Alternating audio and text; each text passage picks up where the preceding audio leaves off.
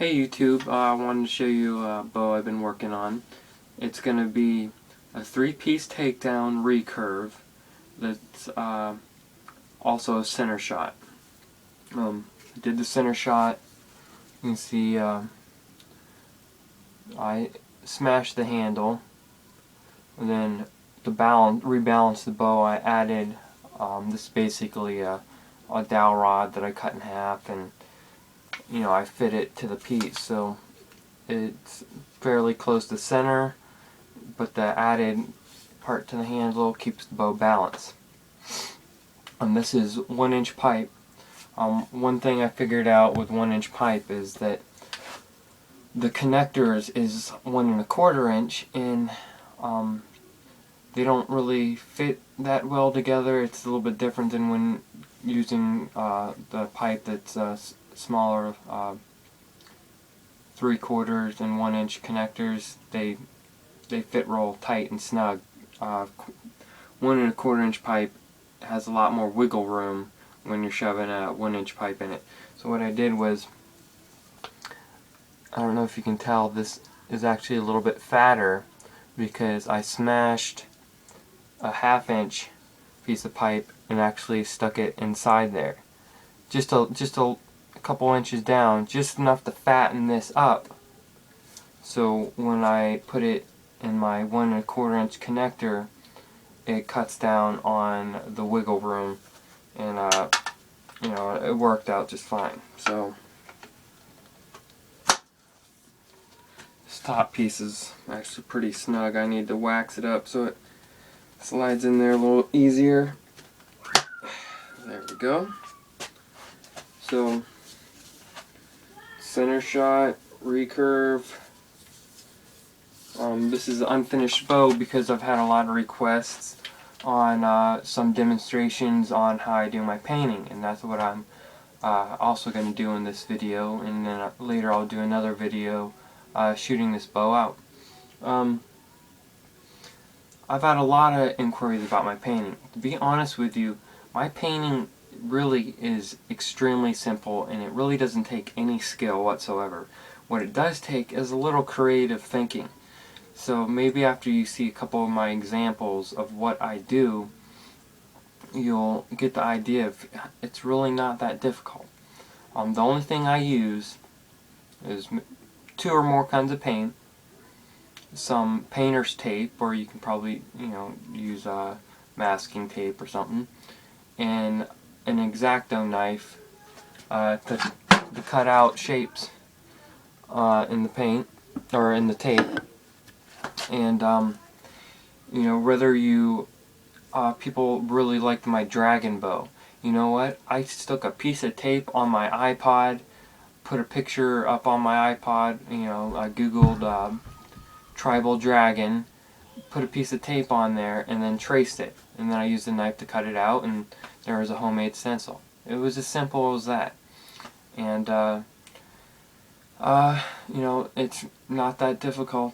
You just have to think creatively and practice and just have a couple good ideas. But I'm going to show you how I do this. I'm going to start off just painting the whole thing a green. See, I'm going to use this, which is a satin finish. I'm trying to stay away from glossy paints, and it's a Hunter Club green. So I will show you what that looks like once I have a couple coats on this, and then we'll go from there. Well, here it is on my tillering tree. It uses a little makeshift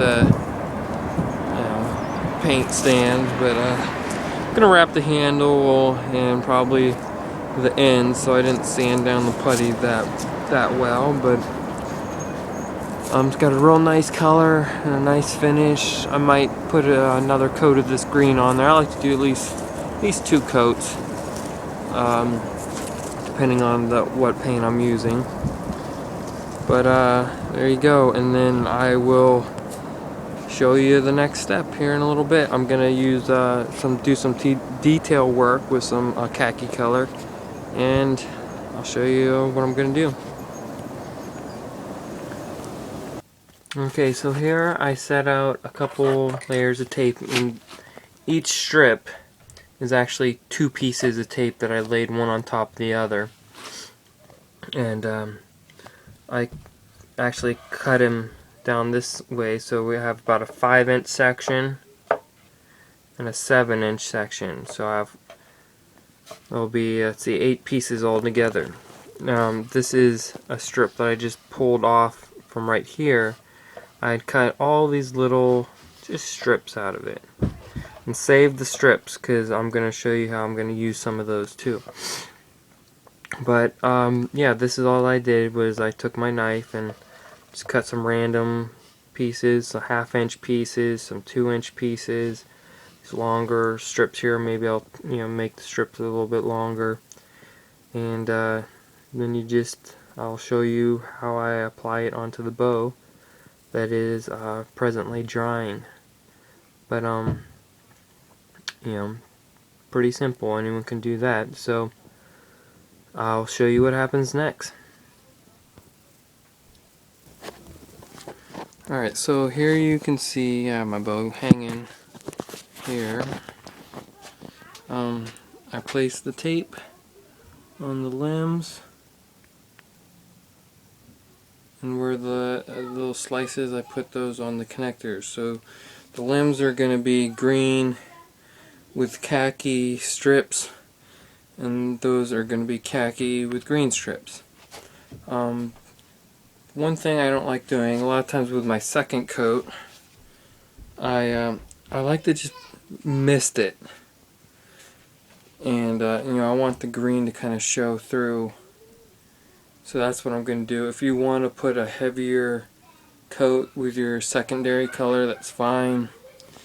But you can change your mind halfway through. But I'm just going to kind of give it a light mist. I also just took this little strip of tape and covered up parts of the bow that I don't want any paint on. So this is a new style, and we'll see what it looks like. Give it a spray, peel off the paint, and then we'll see what it looks like. Thank you. Alright, here we go. I peeled all the tape off.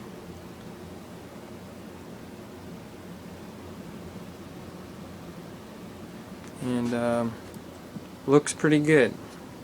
Now, if you wanted, you could leave it like that. It's just a pretty simple effect, and if you like that way,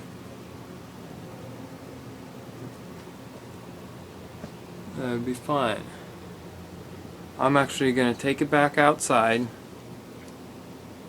I'm going to put a light mist of khaki on the limbs and a light mist of green on the connectors, and that will just kind of blend everything together and give it a little bit of depth. I really like layers, so I think that's going to just give it that extra layer. And now I use a gloss paint with the khaki.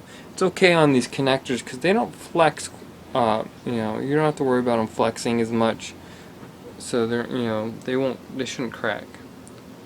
But on a part that's gonna flex a lot, that's where you need to worry about things cracking. And but I'll show you what it looks like when everything is completely finished and the limbs are wrapped and the handles wrapped and I got a string on it. I will show you the finished project next.